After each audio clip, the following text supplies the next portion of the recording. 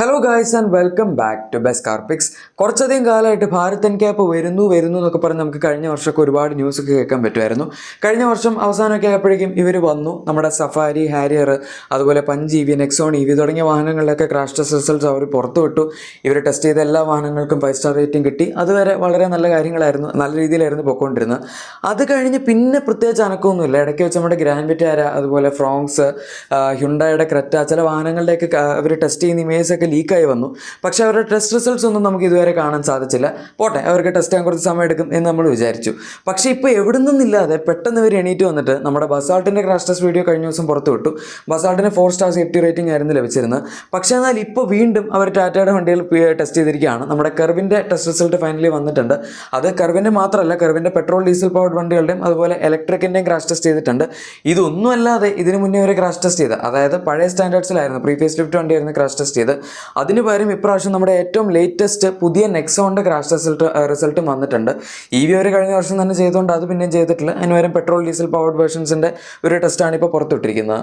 എന്തുകൊണ്ടായിരിക്കാം അവരിങ്ങനെ ഡിലേ ആക്കുന്നത്? അതുപോലെ ചില വണ്ടികളുടെ റിസൾട്ട് ഇതുവരെ പബ്ലിഷ് ചെയ്യാത്തത് എന്താണ്? പിന്നെ ടെസ്റ്റ് ചെയ്യുന്ന വണ്ടികൾക്ക് എല്ലാത്തിനും എങ്ങനെയാണ് ഇതിങ്ങനെ 4 or 5 സ്റ്റാർ, ഭൂരിഭാഗം 5 സ്റ്റാർ റേറ്റിംഗ് തന്നെ കിട്ടിയിരിക്കുന്നത് എന്നൊക്കെ നമുക്ക് കൈൻഡ് ഓഫ് നോക്കാം.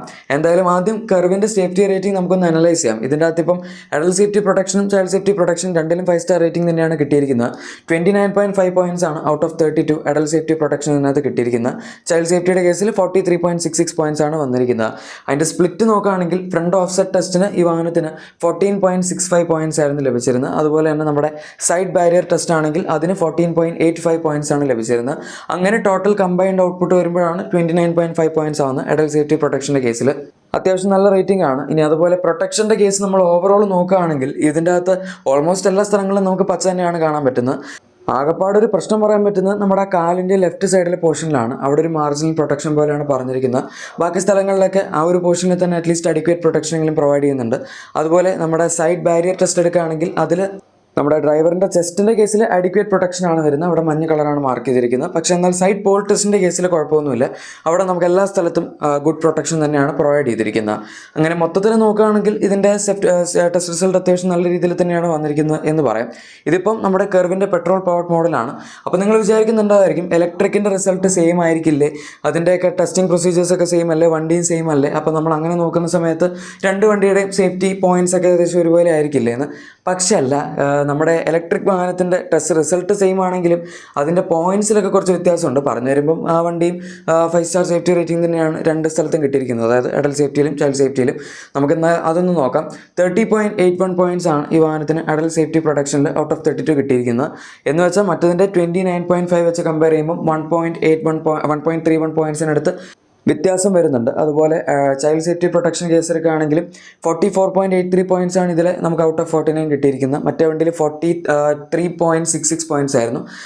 എന്ന് വെച്ചാൽ ഇവിടെയും നമുക്ക് അറൗണ്ട് 1.17 പോയിൻറ്റ്സിനടുത്ത് ഡിഫറൻസ് വരുന്നുണ്ട് എന്ന് പറയാം. അത്യാവശ്യം ചെറിയ രീതിയിലുള്ളൊരു ഡിഫറൻസ് നമുക്കിവിടെ കാണാൻ പറ്റും. അതിൻ്റെ റീസൺ ഇലക്ട്രിക് വണ്ടി കുറച്ചും കൂടെ ഹെവിയാണ്. നമുക്ക് കർബ് വെയിറ്റ് ഒക്കെ നോക്കുകയാണെങ്കിൽ അത്യാവശ്യം ഒരു 200-300 കിലോസിനടുത്ത് ഈസി ആയിട്ട് ഡിഫറൻസ് ഉണ്ടാവും. ഗ്രോസ് വെയിറ്റിലും വ്യത്യാസമുണ്ട്. ആൻഡ് ഈവൻ നമ്മൾ ഈ രണ്ട് വാഹനങ്ങളുടെയും ടെസ്റ്റിംഗ് കണ്ടീഷൻസ്, അതായത് ഡമ്മിക്ക് വന്നിരിക്കുന്ന ആഘാതം എടുക്കുകയാണെങ്കിൽ അവിടെയും വ്യത്യാസമുണ്ട്. ആദ്യം തന്നെ നമ്മൾ മറ്റേ വണ്ടിയുടെ കേസിൽ ലെഫ്റ്റ് സൈഡിൽ ഡ്രൈവറിൻ്റെ ആ ഒരു കാലിൻ്റെ പോർഷനിൽ നമുക്ക് മാർജിനൽ പ്രൊട്ടക്ഷൻ കിട്ടിയ സ്ഥലത്ത് ഈ വാഹനത്തിൽ നമുക്ക് എല്ലാ സ്ഥലത്തും അഡിക്വേറ്റ് പ്രൊട്ടക്ഷൻ മിനിമം കിട്ടുന്നുണ്ട്. മാത്രമല്ല ലെഫ്റ്റ് സൈഡിലിരിക്കുന്ന കോ പാസഞ്ചറിൻ്റെ റൈറ്റ് കാലിൻ്റെ സൈഡിൽ മറ്റേ വണ്ടിയിൽ നമുക്ക് അഡിക്വേറ്റ് പ്രൊട്ടക്ഷൻ ആയിരുന്നു കിട്ടിയിരുന്നത്. പക്ഷേ അവിടെ നമുക്ക് ഗുഡ് പ്രൊട്ടക്ഷനാണ് കിട്ടുന്നത്. സോ ആ കാര്യത്തിലൊരു ഇമ്പ്രൂവ്മെൻറ്റ് വന്നിട്ടുണ്ട്. പിന്നെ നമ്മുടെ ബാക്കി സൈഡ് സംഭവങ്ങളെല്ലാം സെയിം ആണ്. സൈഡ് ബാരിയർ ടെസ്റ്റിൽ ചെസ്റ്റിൻ്റെ പോർഷൻ അഡിക്വേറ്റ് പ്രൊട്ടക്ഷൻ, അതുപോലെ സൈഡ് പോർട്ട് ടെസ്റ്റിൻ്റെ കേസിൽ ഗുഡ് പ്രൊട്ടക്ഷനാണ് എല്ലായിടത്തും കിട്ടിയിരിക്കുന്നത്. ആ സംഭവങ്ങളെല്ലാം സെയിം ആണെങ്കിലും നമുക്ക് കാലിൻ്റെ ഏരിയയിൽ വരുന്ന പ്രൊട്ടക്ഷൻ ഇലക്ട്രിക് വാഹനത്തിൽ കർവിൻ്റെ കുറച്ചും കൂടെ ബെറ്റർ ആയിട്ട് തന്നെ പറയാം. ഇനി ഇതിൻ്റെ ഫ്രണ്ട് ഓഫ്സെറ്റ് ക്രാഷ് ടെസ്റ്റിൻ്റെ ഒരു സ്പ്ലിറ്റ് പോയിന്റ് എടുക്കുകയാണെങ്കിൽ നമുക്ക് ഫ്രണ്ട് ഓഫ്സെറ്റിന് ആക്ച്വലി 15.66 പോയിൻറ്റ്സ് ആണ് ലഭിച്ചത് ഔട്ട് ഓഫ് 16. നല്ല സ്കോറാണ്. അതുപോലെ സൈഡ് ഓഫ്സെറ്റ് ടെസ്റ്റിനാണെങ്കിൽ അവിടെ നമുക്ക് 15.15 പോയിൻറ്റ്സ് ആണ് ലഭിച്ചത്, അതും 16-ലാണ്. ഇത് രണ്ടും കൂടെ ടോട്ടൽ ചെയ്യുമ്പോഴാണ് നമുക്ക് 30.81 പോയിൻറ്റ്സിനടുത്ത് കിട്ടുന്നത്. ഇപ്പോൾ നമ്മുടെ കർവിൻ്റെ ക്രാഷ് ടെസ്റ്റ് റിസൾട്ട് ഓൾമോസ്റ്റ് കഴിഞ്ഞു. സാധാരണഗതിയിൽ ടാറ്റ വണ്ടി ഇറക്കുമ്പോൾ തന്നെ ക്രാഷ് ടെസ്റ്റ് റിസൾട്ട് പുറത്തുവിടാറുള്ളതാണ്. ഇതിൻ്റെ കേസിൽ എന്താണെന്നറിയില്ല, ഒരു ഇത്തിരി ലേറ്റായി പോയി. ഏകദേശം 1-1.5 മാസത്തിനടുത്ത് ലേറ്റായി. അത്രേ ഉള്ളൂ, ഭയങ്കര വലിയതായിട്ട് ലേറ്റ് ആയിട്ടൊന്നുമില്ല. പക്ഷെ എന്നാലും ടാറ്റയുടെ ഒരു പ്രൊസീജിയേഴ്സിന് കുറച്ച് വ്യത്യാസം ഉണ്ടല്ലോ, അതുമാത്രം. പിന്നെ ഇതിൻ്റെയൊക്കെ കൂടെ അവർ നെക്സോണിൻ്റെയും കൂടെ ക്രാഷ് ടെസ്റ്റ് റിസൾട്ട് അങ്ങോട്ട് വിട്ടിട്ടുണ്ട്. ഇവിടെ നമ്മുടെ അഡൽട്ട് സേഫ്റ്റി പ്രൊട്ടക്ഷൻ എടുക്കുകയാണെങ്കിൽ 29.41 പോയിന്റ്സ് ആണ് ഇതിന് ഔട്ട് ഓഫ് 32 കിട്ടിയിരിക്കുന്നത്. അതുപോലെ ചൈൽഡ് സേഫ്റ്റി പ്രൊട്ടക്ഷൻ എടുക്കുകയാണെങ്കിൽ 43.83 പോയിന്റ്സ് ആണ് ഔട്ട് ഓഫ് 49 കിട്ടിയിരിക്കുന്നത്. ഇത് പെട്രോൾ ഓർ ഡീസൽ, അതായത് ഇന്റേണൽ കമ്പഷൻ എഞ്ചിൻ പവർഡ് ആയിട്ടുള്ള വാഹനത്തിൻ്റെ ക്രാഷ് ടെസ്റ്റ് റിസൾട്ട് ആണ്. അതുകൊണ്ട് തന്നെ നമ്മളിതിനെ ഡയറക്റ്റ് കർവായിട്ട് കമ്പയർ ചെയ്യുകയാണെങ്കിൽ വലിയ വ്യത്യാസമൊന്നുമില്ല. കർവിന് അഡൽട്ട് സേഫ്റ്റി പ്രൊട്ടക്ഷൻ്റെ കാര്യത്തിൽ 29.5 പോയിന്റ്സ് ആയിരുന്നു, ഇതിന് 29.41 ആണ്. ചെറിയ വളരെ നേരിയ വ്യത്യാസം മാത്രമേ ഉള്ളൂ. അതുപോലെ തന്നെ ചൈൽഡ് സേഫ്റ്റി പ്രൊട്ടക്ഷൻ ആണെങ്കിലും കർവിന് നമുക്ക് 43.66 ആയിരുന്നു, ഇതിന് 43.83 കിട്ടിയിട്ടുണ്ട്. അതായത് ഇതിനൊരു ഇത്തിരി കൂടുതലാണെന്ന് പറയാം. വീണ്ടും നേരിയ വ്യത്യാസമേ ഉള്ളൂ. 1-2 പോയിന്റ്സിന് എടുത്തെങ്കിലും ഡിഫറൻസ് വന്നാലും നമുക്ക് ചെറിയ രീതിയിൽ വ്യത്യാസമുണ്ട് എന്തെങ്കിലും പറയാൻ പറ്റുള്ളൂ. ബാക്കി കേസിലൊക്കെ ഓൾമോസ്റ്റ് സിമിലർ ആണ്. ഇനി ഇതിൻ്റെ അഡൽട്ട് സേഫ്റ്റി പ്രൊട്ടക്ഷൻ്റെ ഒരു സ്പ്ലിറ്റ് എടുക്കുകയാണെങ്കിൽ നമുക്ക് ഫ്രണ്ട് ഓഫ്സെറ്റ് ടെസ്റ്റിൽ കിട്ടിയിരിക്കുന്ന 14.65 പോയിന്റ്സ് ആണ്. അതുപോലെ തന്നെ സൈഡ് ഓഫ്സെറ്റ് ടെസ്റ്റിന് 14.76 പോയിന്റ്സും ലഭിച്ചിട്ടുണ്ട്. ഇത് രണ്ടും കൂടെ ടോട്ടൽ ചെയ്യുമ്പോഴാണ് 29.41 എന്ന് പറയുന്ന ഒരു കമ്പൈൻഡ് സ്കോറിൽ എത്തുന്നത്.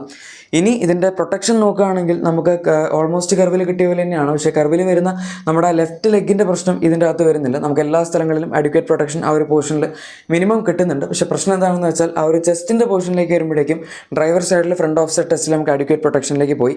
കർവിൻ്റെ കേസിൽ അവിടെ എല്ലാം നമുക്ക് ഗുഡ് പ്രൊട്ടക്ഷൻ അവൈലബിൾ ആയിരുന്നു. സോ അവിടെ ചെറിയൊരു വ്യത്യാസമുണ്ട്. ബാക്കി സാധനങ്ങളൊക്കെ സൈഡ് ടെസ്റ്റിൻ്റെ കേസിലെല്ലാം സെയിം ആണ്. ഇപ്പോൾ സൈഡ് ബാരിയർ ടെസ്റ്റ് ആണെങ്കിൽ അത് നമുക്ക് ചെസ്റ്റിൻ്റെ പോർഷനിൽ അഡ്വക്കേറ്റ് പ്രൊട്ടക്ഷൻ, ബാക്കി എല്ലായിടത്തും ഗുഡ് പ്രൊട്ടക്ഷൻ. സൈഡ് പോൾ ടെസ്റ്റിൻ്റെ കേസിൽ ഒരു പ്രശ്നമില്ല. അതിപ്പം അതിൻ്റെ സ്പീഡ് കുറവാണ്, 30 km/h അടുത്ത് സ്പീഡ് മാത്രമേ ടെസ്റ്റ് ചെയ്യുന്നുള്ളൂ. അതുകൊണ്ട് തന്നെ നമുക്ക് അവിടെ അത്യാവശ്യം ഇമ്പാക്റ്റ് ചിലപ്പോൾ നിങ്ങൾക്ക് കുറവായിട്ട് കാണാം. അല്ലെങ്കിൽ ശരിക്കും പറഞ്ഞാൽ സൈഡ് പോൾ ടെസ്റ്റ് അത്യാവശ്യം നല്ല ഹെവി ഇമ്പാക്റ്റ് വരുന്നൊരു സംഭവമാണ്. പക്ഷേ അതേസമയം നമ്മൾ ഈ സൈഡ് ബാരിയർ ടെസ്റ്റ് 50 km/h സ്പീഡിൻ്റെ ഇതിലാണ് ചെയ്യുന്നത്. അതുകൊണ്ട് തന്നെ അതിന് കമ്പാരിറ്റീവ്ലി ഇമ്പാക്റ്റ് ഇത്തിരി കൂടുതലായിട്ട് തോന്നും. ശരിക്കും പോൾ ടെസ്റ്റിനാണ് കൂടുതൽ ഇമ്പാക്റ്റ് വരുന്നത്. അതുകൊണ്ട് തന്നെയാണ് സ്പീഡ് കുറവിൽ ചെയ്യുന്നത്. എന്തായാലും ഇതാണ് നമ്മുടെ നെക്സോണിൻ്റെ ഇപ്പോഴത്തെ ക്രാഷ് ടെസ്റ്റ് റിസൾട്ട്. ഇതുവരെ ഡീസൽ ഓട്ടോമാറ്റിക് മോഡലാണ് ഇതിനകത്ത് ടെസ്റ്റ് ചെയ്യാൻ ഉപയോഗിച്ചിരിക്കുന്നത്, ടോപ്പ് ആൻഡ് വേരിയൻ്റ് ആണ്. പിന്നെ വേറൊരു കാര്യം എന്താണെന്ന് വെച്ചാൽ ഈ രണ്ട് വാഹനങ്ങൾ ടെസ്റ്റ് ചെയ്താൽ ഇപ്പോൾ ഇലക്ട്രിക് പെട്രോൾ ഏതും ആയിക്കോട്ടെ നമുക്ക് ഇതിൻ്റെ അകത്ത് എല്ലാത്തിലും സ്റ്റാൻഡേർഡായിട്ട് ഇഷ്ടംപോലെ സേഫ്റ്റി ഫീച്ചേഴ്സ് കിട്ടുന്നുണ്ട്. ഇപ്പോൾ 6 എയർ ബാഗ്സ് ആയിക്കോട്ടെ, ഇലക്ട്രോണിക് സ്റ്റെബിലിറ്റി പ്രോഗ്രാം ആയിക്കോട്ടെ, ഇതൊക്കെ സ്റ്റാൻഡേർഡാണ്. പിന്നെ അതിന് പുറമെ ടാറ്റാന് ഇഷ്ടംപോലെ ഐസഫിക്സ് ചൈൽഡ് സീറ്റ് മൗണ്ട്സ്, അതുപോലെ ബാക്കി ഹിൽ ഹോൾഡ് അസിസ്റ്റ്, അങ്ങനത്തെ സാധനങ്ങളൊക്കെ അവർ സ്റ്റാൻഡേർഡായിട്ട് കൊടുക്കുന്നുണ്ട്. ഹിൽ ഹോൾഡ് അസിസ്റ്റ് സേഫ്റ്റി റീസൺസിന് ഇവിടെ കൗണ്ട് ചെയ്യുന്നില്ല. പക്ഷേ എന്നാൽ ചൈൽഡ് സേഫ്റ്റി പോയിന്റ്സ്, അതായത് നമ്മുടെ ഐസോഫിക്സ് ചൈൽഡ് സീറ്റ് മൗണ്ടും അതുപോലെ ESP 6 എയർ ബാഗ്സ് സ്റ്റാൻഡേർഡ് കൊടുക്കുക, ഇതൊക്കെ അവർ കൗണ്ട് ചെയ്യുന്ന സംഭവമാണ്. ഇനി ഇത് ഇവരുടെ ഒരു ക്രെഡിബിലിറ്റിയുടെ കേസിലേക്ക് വരികയാണെങ്കിൽ ഇതുവരെ ഞാൻ മനസ്സിലാക്കിയത് വെച്ച് ഇവർ സ്പോൺസർ ടെസ്റ്റിൻ്റെ റിസൾട്ട് മാത്രമേ പുറത്തു വിട്ടിട്ടുള്ളൂ.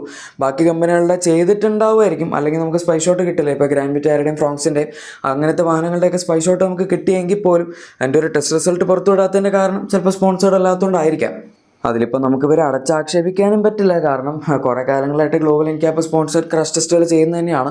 ആൻഡ് ഇപ്പോഴത്തെ അവരുടെ ഒരു പ്രോട്ടോകോൾ അനുസരിച്ച് 3 സ്റ്റാറിന് മുകളിൽ സേഫ്റ്റി കിട്ടണമെങ്കിൽ, അതായത് സ്റ്റാർ റേറ്റിംഗ് കിട്ടണമെങ്കിൽ സ്പോൺസർഡ് ക്രാഷ് ടെസ്റ്റ് ആയിരിക്കണം. അല്ലെങ്കിൽ പിന്നെ വണ്ടി എലിജിബിൾ ആണെങ്കിൽ പോലും അവർ പല ടെസ്റ്റുകൾക്കും ആ വണ്ടി വിധേയമാക്കില്ല. അതായത് ESP ടെസ്റ്റ്, അങ്ങനത്തെ ചില ടെസ്റ്റുകളൊക്കെ അവരും ഒഴിവാക്കും. എന്നിട്ട് പറയും 3 സ്റ്റാർ ഉള്ളൂ എന്ന്.